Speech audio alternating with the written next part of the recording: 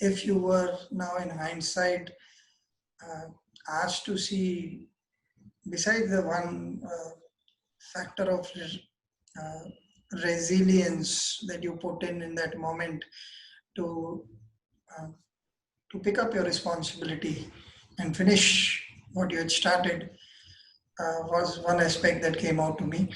But my question is, if that moment means so much to you that after so many years you are able to describe it in detail, Mm.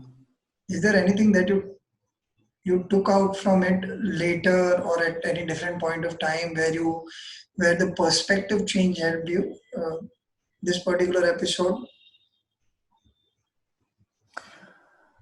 I think the biggest lesson that I have from that time is, I think it has to do with my personal circumstances at that moment in my life. As I said, it was full of tumult, and there was a lot of change. I was not at my most settled, and I don't think I also took the concert seriously enough. I could have prepared much better. So personally, I think my state of mind was not great at that time. And yeah, I was cutting corners, and I didn't give myself the kind of backup structure to succeed in case everything went wrong. And that's actually something that I've now amended in my behavior. One is that I have tried to change my life for the better in terms of being ready to go on stage, and as much as possible trying to sort of be in as good a state physically and mentally as I can, but also understanding that in order to be free and as creative in the moment as possible and in the moment as possible, sometimes you do need a backup, which is to say, sometimes if you're walking along the tightrope, it's nice to have a trampoline underneath. And I think that particular day I was walking the tightrope without any trampoline. I didn't. Yeah, and that's just preparation. It's not that many years ago, actually. It's fewer than 5 years ago. But I feel that for various reasons, a lot has changed in my approach in those last few years. And that's been one of the things, is taking oneself seriously enough to say, well, look, I owe myself this, I owe the audience this, to be well prepared. That should just be the minimum. I don't think I intended on being badly prepared in this incident, but it was the circumstances of the moment. But then you can reprioritize. You can say, okay, you know what, I need to not do that. I need to, whatever it is, you can organize yourself in a way to be better prepared. And then, yeah, really understanding that, yeah, each opportunity that you have to perform is actually a privilege. We should not take this for granted. And I think I had caught myself a little bit in that trap of thinking, well, the audience, whatever, they don't really hear the difference, or they'll still come back, they'll still applaud me. But I think that was a mistake on my part.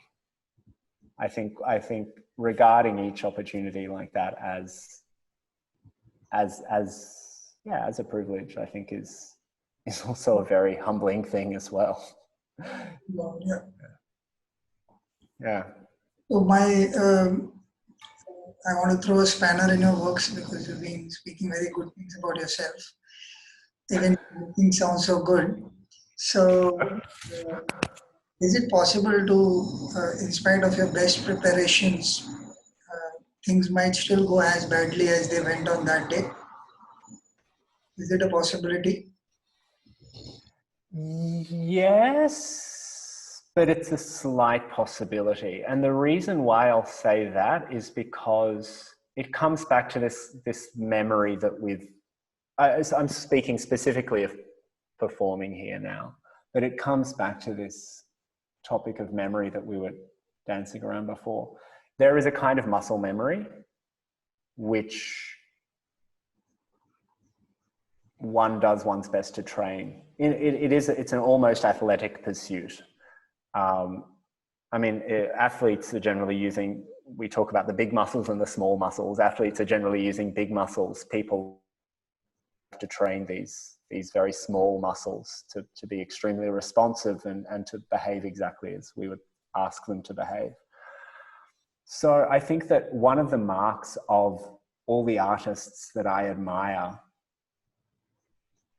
is essentially that their bad day is still so much better than a lot of, let's say, medium level or kind of normal standard artists' good days. They have sort of eliminated tendencies. They've wisely worked out what their strengths are according to each different moment. And therefore, they have that ability. I talk about the high floor, they have a high ceiling and a high floor. So the worst it's going to be for a really great artist is still really good. It might be 94% or something like this. That's a bad day for them, but it's still a pretty good day. And that's something that I've strived to do. I guess that's consistency, actually. That's maybe the one word for it, is that on the days when it's not going well, you can minimize your mistakes. As you know, I'm a tall guy and I like basketball a lot. And I spend a lot of time watching, and a couple of days ago, my team that I support won the championship. I'm very happy about that, of course. This will bring me joy for years. But the best player on the best team, who is LeBron James, he only now at the old sporting age of 35, he has a consistency which he did not have when he was younger, when he was more athletically gifted. It's quite extraordinary, because I think they played 21 games in the kind of post-season, the playoffs, and the good games are like this, but the bad games are still at this incredible level. And he seems to be the only one right now who's really cracked that code, the only player. It's an extraordinary ability, because it means that even if he is tired, he'll find a way to influence the game where it will still be good. That also requires a kind of awareness, situational awareness and spontaneity, knowing, okay, to bring it back to the artistic field, I know that my improvisational brain is not working well today. So let's throw something easy into the machine and let's see what happens. Let's see what comes out. Let's not try to kind of defy gravity here. Okay. So my question is, you used a couple of terms that I want to again decode it a little more, actually delineate it, because when you say spontaneity, I have a problem with the term, because it means it may happen, it may not. That then makes it true for any one of us. And that basketball player that you mentioned, or the great artists that we mentioned, they don't become great by chance. My personal feeling is that they work while others sleep. Sure. They genuinely create a sense of work ethic which is abnormal to say the least. But that is something that is glorified all over the world for a while now. I don't want to mull over that for a bit, because there are a lot of motivational speakers and a lot of stories on YouTube one would find about that. I want to come to an aspect of, so if there is a bad day today, you talked about that now I have the memory to fall back upon. So that means one is, there's a line I had used in one of the podcasts prior to this. You don't learn how to put out a fire on the day there's a fire in your house. You have to learn using the fire extinguisher much before that. Exactly. It's not going to help. Yeah. Similarly, there is a lot of practice.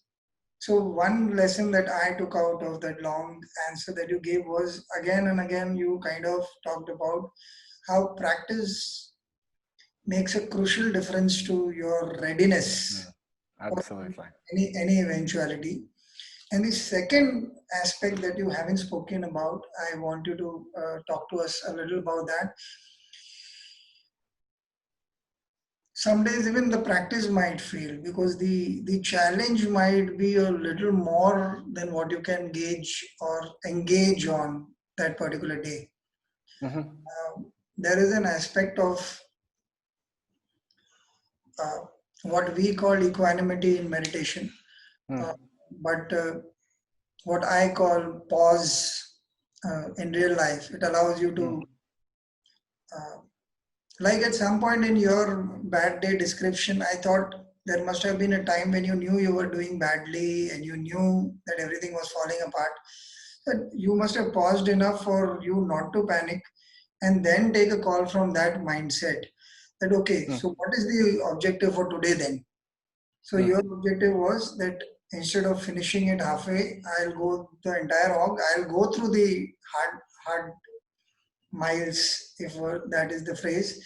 I'll walk it down. I'll break it down. I will do this. I'll do this, and at the risk of sounding positive about that, a bit of improvement might have come about your performance because of the mindset of, okay, I'm just going to finish it. So there's a purpose to it. So it's not as confounded and confused as it was a few moments back. There's a certain sense of clarity. Okay, the goal is not greatness today. The goal is to reach the final line. Exactly. That will not come first. That has been decided because of my behavior, my lack of preparation, my attitude, my ego issues, my everything. That is not, anyway, that is not the juncture to worry about why is the fire not going out. But you decided I'm going to stay around and fiddle around with the fire extinguisher till I find a way, which are the things that work, and either I die in the attempt or else I manage to go out as well as I can manage it. Indeed. So when I want you to talk about that pause, I want you to talk about that moment of reckoning when it is the most difficult. I refuse to believe that people who meditate are above board and challenges don't come. I would think, with my personal experience also and with some of the good meditators that I know, their experiences are far more challenging, far more intimidating, if I were to use the term, for the rest of the crowd. But they seem to have a sense of healthy disregard for something. Has anything like that occurred with you in recent times, maybe in that episode itself, or something where you can tell us that you have this healthy sense of, okay, I'll help you with an example that you gave earlier. This channel that you become cannot happen. You have to get out of the way. So where is this sense of pause, equanimity, waiting for that channelizing? How do you make the channeling happen? Is there a method to it? Is there a letting go of sorts? What is it that you particularly do to get into that zone? Or is it that it cannot be planned? It's two words. It's a very interesting question, because it's asking, well, in a way, how do you get into that zone? And I really think it's experience and repetition. I think that experience, of course, comes from repetition. It comes from, we talk about practice, how one keeps practicing, even if it's a bad day. I go to the piano, I keep doing it, and I've done it for today. And doing that day after day, year after year, decade after decade now at this point. That, I mean, I started when I was 5 years old, so that's 33 years. Yeah. So, you know, that's some time. But the fact that it's been a regular thing in my life, it's amazing how then you sort of create this technical and musical ecosystem in a way. So your experience just becomes so broad from having done it for such a long amount of time. I guess it's what the data scientists would talk about. You know, they've got all of this input to work with. You just have so much data. And that's a little bit how that feels. You, in a way, you know after a while through your experience that getting into the flow, getting out of the way, however we want to term it, it doesn't just happen. But in a way, you know that if you go through the motions enough, something will happen. You're not necessarily in control of what will happen. In fact, I think you're not at all in control of what will happen. But the strength of routine and the strength of experience goes such a long way to preparing you for those moments.